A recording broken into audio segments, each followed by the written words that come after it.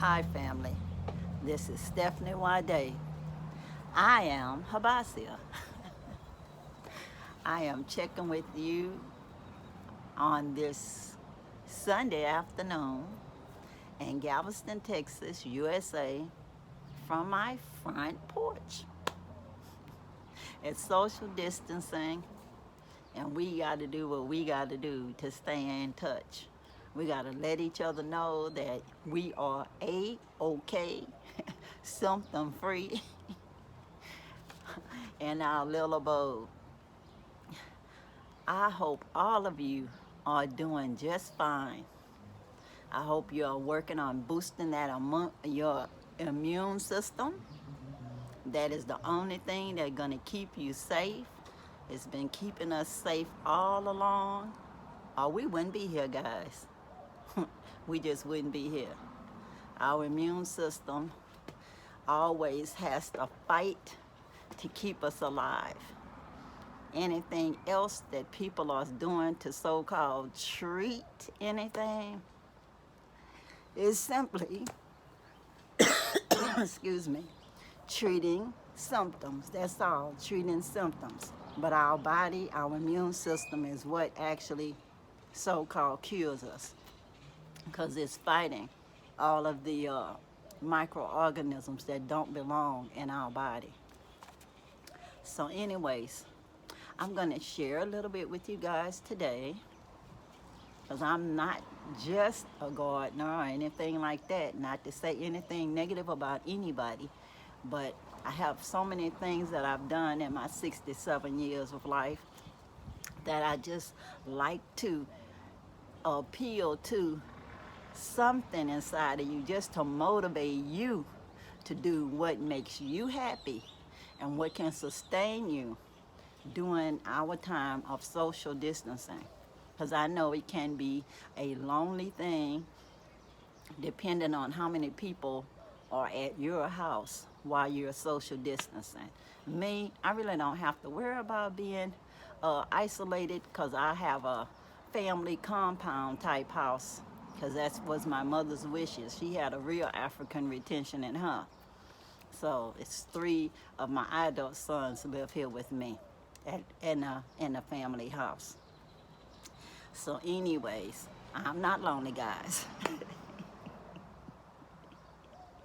Not interviewing anybody for any husband, boyfriend, anything. 67 is good. I'm not a cougar. And I'm definitely not looking for anybody. I'm good. I've been married one time, as my grandmother say, one arm, one leg. So you can say you've been married one time. I can say I've been married one time. I'm good. I'm happy.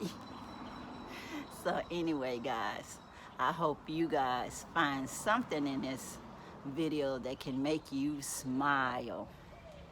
You know, you need to be less stressful in this time, because stress can depress your immune system. Your body is getting ready for fight or flight. And so it cannot heal itself if it thinks it has to run away from something, you know? So try to learn to accept what you can't change, and by all means, change what you can, you know. But you have to pray for the wisdom to know the difference. So anyways, what I'm going to be sharing with you guys is, for now, is from this book that I've been working on reading since I'm in social isolation, or whatever, social distancing. Meditation Across the King's River, African-Inspired Wisdom for Life's Journey by James Weeks. Okay, I'm going to be reading from chapter 9 today. It says, basking in maroon country. It says, if you listen to your spirit every day, you will gain momentum. If you insist on being yourself every day, you'll gain momentum. If you stick with your plan every day, you will gain momentum. If you help someone every day, you will gain momentum. I hope I'm helping you guys to gain momentum, and that I'm gaining momentum by trying to motivate you to gain momentum. Okay, so Here it goes again. It says, there are powerful lessons that you are meant to learn. You will be sent somewhere. Someone will be sent to you. You can't afford to miss the lessons that are essential for your growth. Okay, another one says, surround yourself with people who can help you. Souls who see more in you than you see in yourself. Souls with vision who hunger for more. If you can't find this in your current circle, broaden your circle. You hear that? If you can't find this in your current circle, broaden your circle. And even if you have to do this through Zoom or FaceTime or looking at YouTube or whatever other social media network, just do that. And I'm sure that that'll help you. And I saw something else in here that I'd like to share. It says, there are only two questions. How can you serve? Who can you serve? Organize your life around these questions. Build your legacy around the answers. Your past does not define your future. Your future is wide open, and you have a role in shaping it. Do not give the responsibility to others. You hear that? Your past does not define your future. Your future is wide open, and you have a role. You have a role in shaping it. Do not give the responsibilities to others. Nobody's your savior coming to rescue you. Do not give this responsibility to others. Take full control. Be clear about what you want, need, and deserve. Be clear about what you want, need, and deserve. Then go after it. It says, in order to get help, you must have the courage to ask for it. You must be ready for it. You must act on it. Open your eyes and see the help the ancestors are sending your way. Open your eyes and see the help the ancestors are sending your way. And that was from Return of the Matriarch, chapter 8 in the same book. It says, success can be defined in many ways. You must decide what it means to you. Ask yourself, will it bring me peace of mind? Will it bring me peace of mind? Is it in alignment with my values? Will it allow me to serve others in a meaningful way? And then this is this cousin, neighbor, healer, and ancestor. I hope you can see it.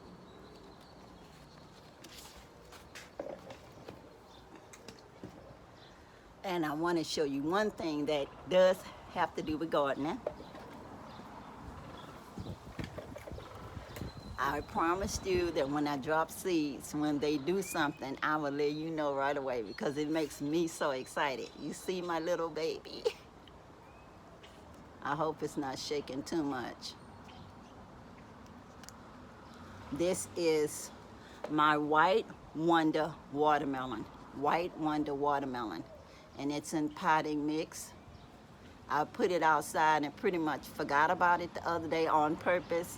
I let it get some rainwater, and it actually helped it. I mean, it was trying to bloom a little bit, and I put a little water on it, but it still had dirt on the little bud that was trying to come out of the soil. But the rain drenched it so much that when I looked at it this morning, it was looking like this. And I said, oh, I had to share that with y'all. So this is my White Wonder watermelon. I'm so excited about it. And I just couldn't resist sharing it with you guys. And when I get enough of these, I'm going to make another watermelon hill. And it's gonna be in there, hopefully to grow before this watermelon season is over with, and I can get to see how it tastes. Now, I promised that I'd be sharing on occasion some of my hobbies. Some of them was started way before COVID started in social isolation, but that is not the point. The point is that you too may have some talent, some hobby that you already have that you can be working on while you're doing your social distancing, and you might have just forgot about it or thought it wasn't important. So this is my little lady that I did in oil painting. I oil painted her. That's my little initial, Stephanie and Wade. But she was somebody else's sketch, a non-copyrighted sketch. There's a lady on YouTube, and she'll let you download her PDF. And so I did that, and I enhanced it. I gave her a big afro. The earrings is something that I created. The fire that's around her, that's me. Even though the teacher did show me how to make it look more like fire. And so I went with that. And her outfit, purple and gold, that's definitely me. Because that's my high school colors in Galveston, ball high tours, etc. But anyway, purple and gold, my favorite colors. And all of her Afrocentric jewelry, that's me. So I like the way the artist let you have some control over her work by not copyrighting it. That was very nice of her to share. But you can do all these kinds of things. Maybe you don't even need anybody else's outline to do your artwork, whether you work with oil or pastels or watercolor, it's up to you. This one just happens to be oil because I was taking an oil painting class at the 50 plus program in Texas City. But anyway, I put her in an old frame I already had, and she just looks so happy. She is in my bedroom, making me smile, helping me to feel calm and relaxed like she looks in this picture frame.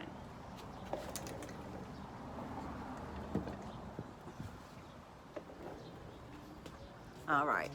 I also did silk painting, and of course I have all the paints here, and I still have some silk scarves too.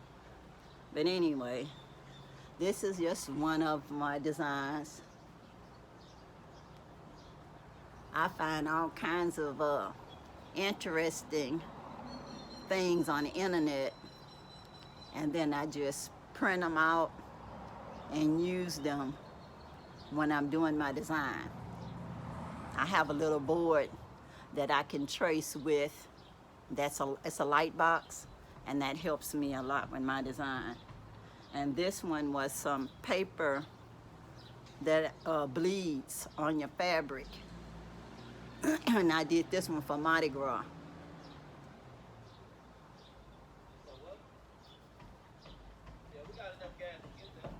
You see? I like the colors, real happy colors. But that's all it was a silk scarf with paper. And the paper bleeds on it, and you just wet it and put the paper on there and roll it up. And eventually it turns that way, and then you just let it sit a couple days, iron it to set it. Then once you wash it after a couple of days, it turns out looking like that. I took a class to learn how to do that paper technique. Now this is my silk painting. It's on a silk scarf, and I took a class in the 50 plus program again for that. But this is a picture of it's a sculpture that I made out of clay. It's a clay sculpture that I did with trees and snakes. It's like one of my things I love. Because T-car is in my DNA, and when I went to Cameroon, they actually had snakes carved on door panels and doors and everything. So I guess it's just in me. My mother hated snakes, but I just have something that draws me to them. But anyway, that's one side of the scarf. and then just a nice happy pattern in the middle. And then the other side, it's not an identical painting because this is all done by hand.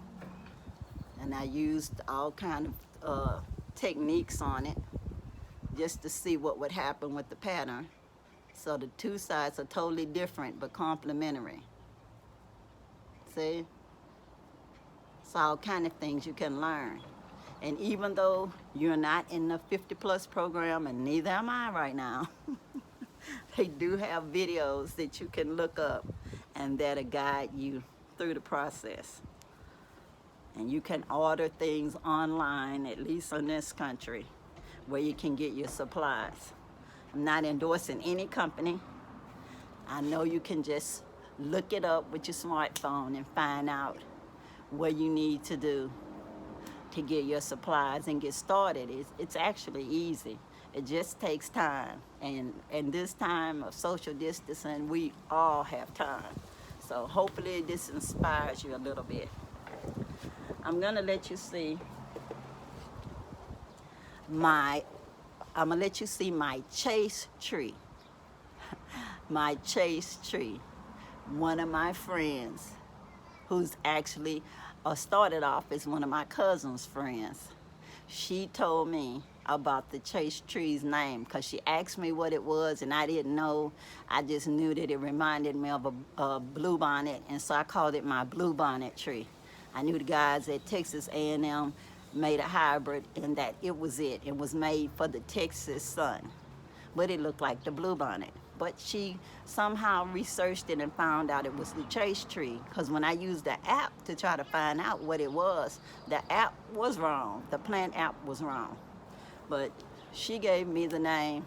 I looked it up, and sure enough, it showed a picture that looked almost identical to my tree. So everybody loves it, so we will look at that before this is over. And I'm gonna let you see my door close up, because my mother loves to tell me this when she was around. That was one of her favorite things. And I put it on my door. See? Peace be still. Mark 4:39. You see? Peace be still. She used to always say that. And I was like, oh, won't she stop? But somehow, I think it's good luck. It kept one of my crazy neighbors away from my house. And this symbol too, this hand, is supposed to bring you good luck, keep evil away. So anyway, the evil neighbor moved away. I have a new neighbor. Hopefully she won't need this symbol to keep her away from my door from harassing me. But anyway, guys, we're going to walk down to my tree just so you can see it. Oh, this is my little tree. That's one of my freebies from one of the ladies that help plant trees to beautify Galveston. This tree here, the butterflies love this tree. They come and build their little cocoons and turn into butterflies, so I'm definitely leaving it here. I try to keep it chopped down so I won't be bothering my neighbors with the branches. And now this tree here, everybody seems to like it too. It has all kind of little buds on it, but I don't know what it is. What I did look up, it said it was a indigenous plant and that you could use it to treat fevers, that you could just wet the leaves and treat yourself for a fever. So hopefully I will never have to find out, but that's what it said. And that tree down there, my son found it. Somebody was throwing it away. Yeah, somebody was throwing it away. It's just a big old cactus plant. And after years, it's still alive. Some parts of it died, but I trimmed that part away and it's living. This is a hibiscus that survived the flooding, and I didn't know it was here because this invasive tree here had covered it up. So yesterday I cut back this invasive tree And now this one has sunlight, and so it should start blooming okay. In fact, it has even another hibiscus at the bottom. So hopefully the hibiscus will be the one that I can see better. This is my rose bush, my red roses. They're not blooming yet, but hopefully with me cutting back this other tree, this one, I cut back a lot of this one yesterday. This one here, I cut it back a lot. So that let my roses have sun. So hopefully they'll start blooming soon. And then this is my little flowers after the rain. I love these things. They just so pretty. I love wildflowers. Okay, here's the chase tree, guys. I know y'all like it. Sorry about the lighting. I'm gonna try my best to move around so maybe you'll be able to see it better. Hopefully you're seeing it good enough.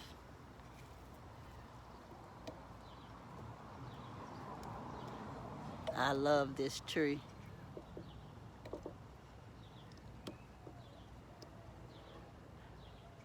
And I love the different angles in the tree. Yeah, hopefully y'all can see what I'm saying. The chase tree is just so pretty. It's nothing like trees. That's why I say hopefully people will learn not to destroy all of the trees trying to do farming for the world. We all need to learn how to farm locally. Cut our footprints down. Farm locally. Cut that footprint down. Feed yourself and your neighbors and teach them to feed themselves and their neighbors, etc., etc. We need the trees. You see? It's the chase tree. I hope you're enjoying it, seeing it. Hope it's enough lighting for you to see it very well. I hope so. This is my favorite tree and seems like you guys like it a lot too. I hope so. Hope you're getting to see it okay.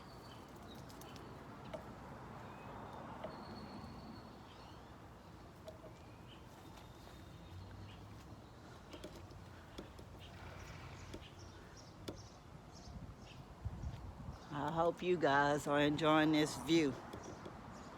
Hope so.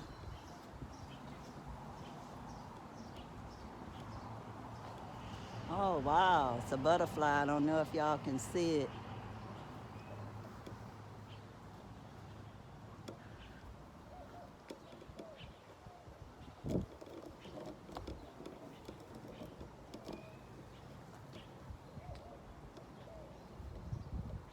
I hope you guys are seeing what I'm saying.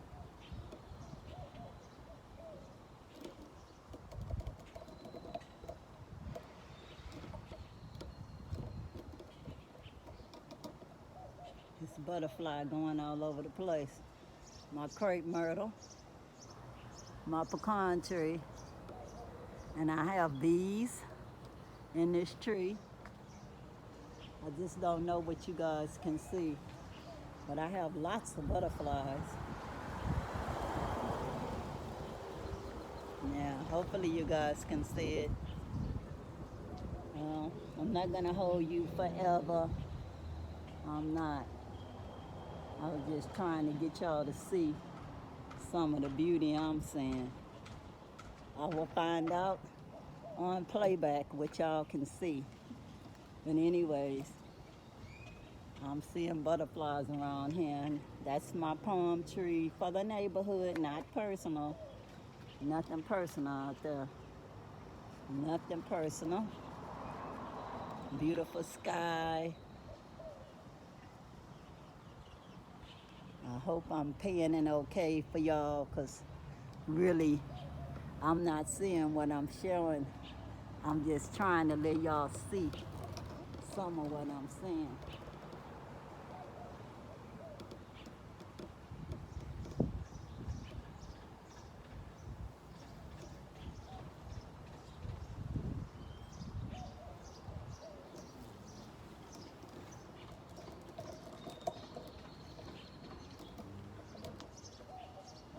y'all are seeing these bees. I hope so.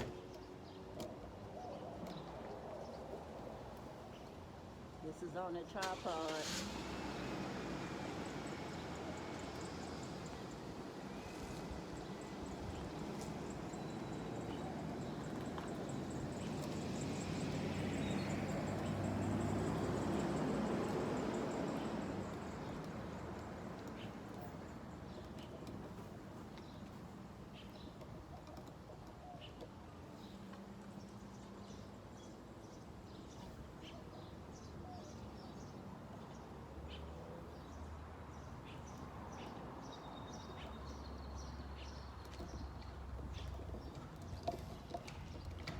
Well, guys, I hope you enjoyed that.